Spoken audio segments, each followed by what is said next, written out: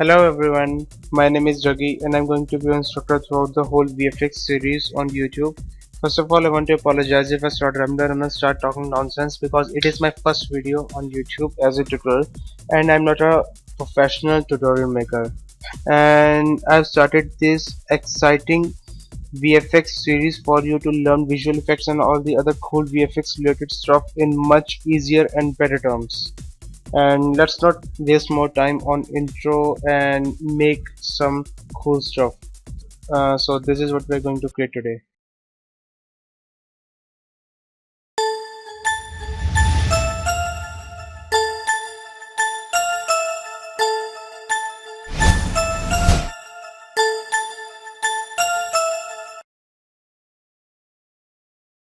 So these are the steps you have to follow to make that cool intro.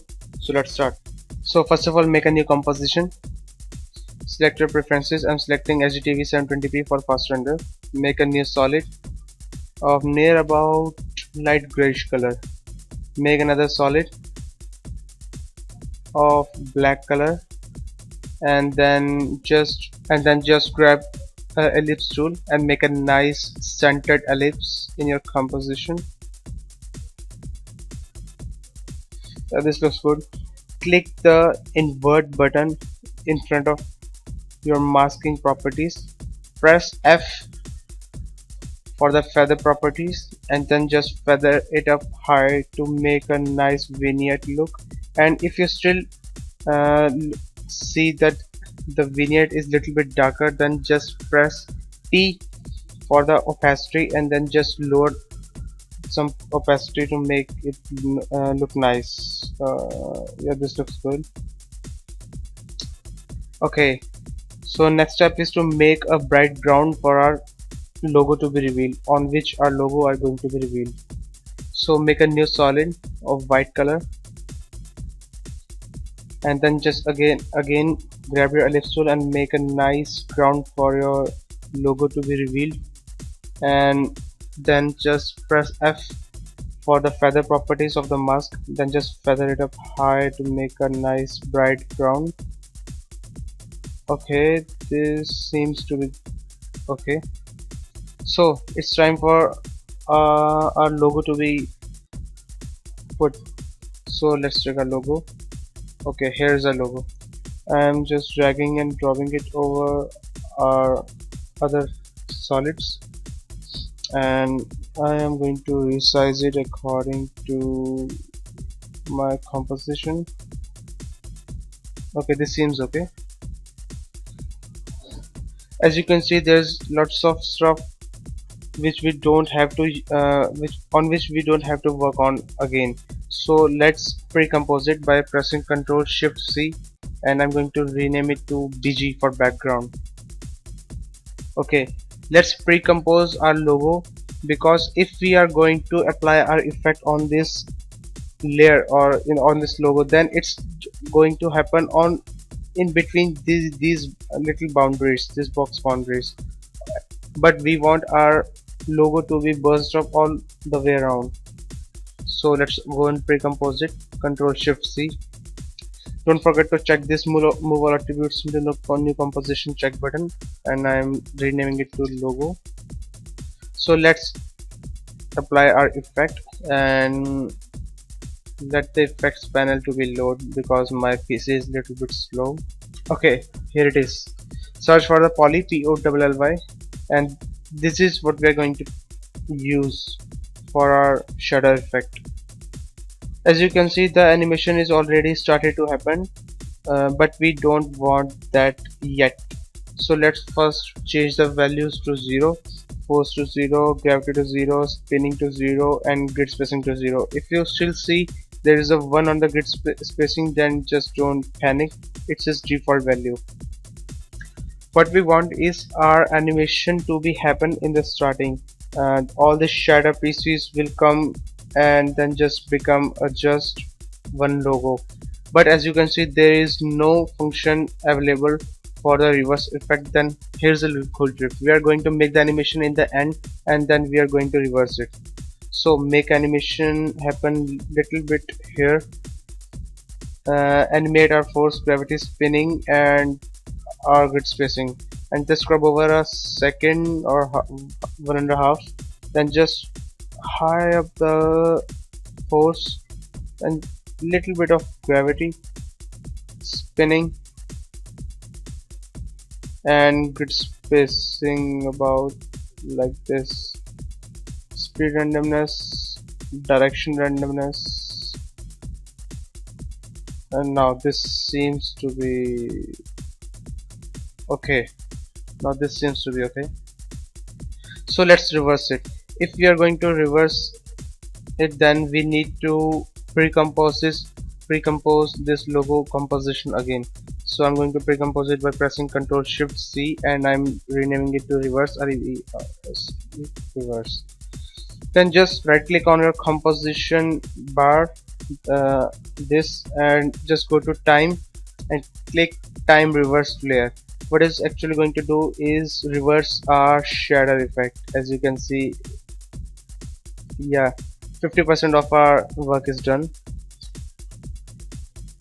So let's make flares. I'm going to make a new adjustment layer for the flares.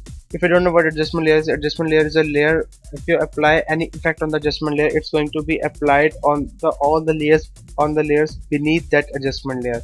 So I'm going to apply my flares. I'm using third-party flares by videocopilot.net.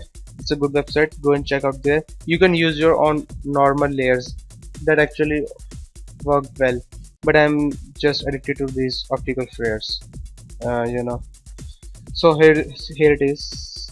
So let's change our transfer mode to screen, and I want this animation to be started here. So let's animate our position and brightness.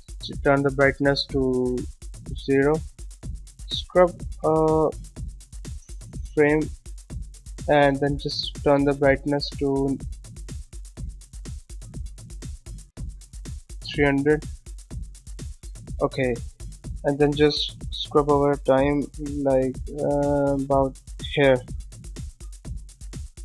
Here's a position got animated, and we have to turn our brightness down.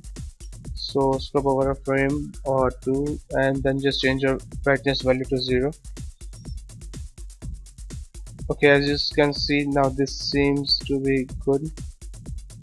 There's a little bit of brightness problem here. Let's turn the brightness here. Okay, this seems to be okay. So let's change our flare color to red, and I'm going to make another flare which is going to come from the another side, opposite side. So I'm not going to make another layer, actually I'm going to duplicate it by pressing Ctrl D, and then going to change the position values. Just going to exchange them like this. It's a cool little time saving trick. You can do it as your own. And I'm going to change its color to blue. Wow, this is actually really good. So it's time for our particles to come. Actually I have my own pre-rendered particles, but you can make your own, and I have also uploaded this under the description box. You can download these particles easily. So I am just dragging and dropping it over my composition and resizing it according to my composition.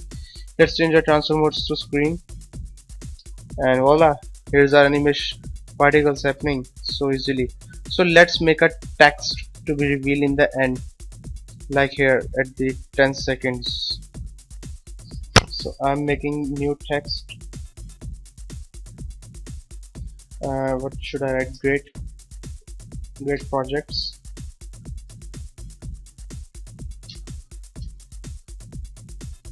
Great tutorials.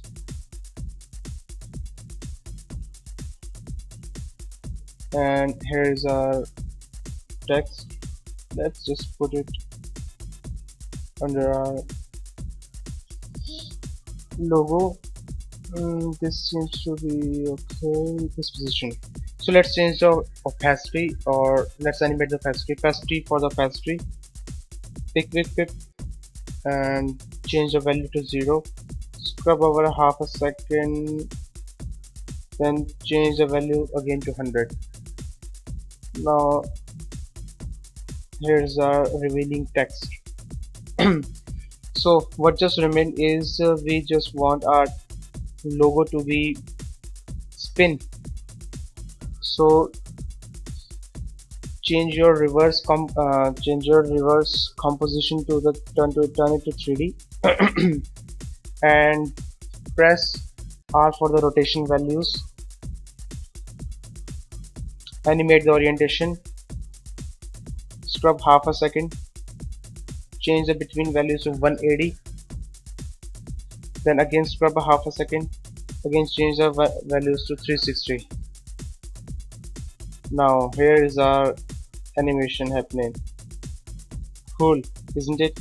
So let's see it first.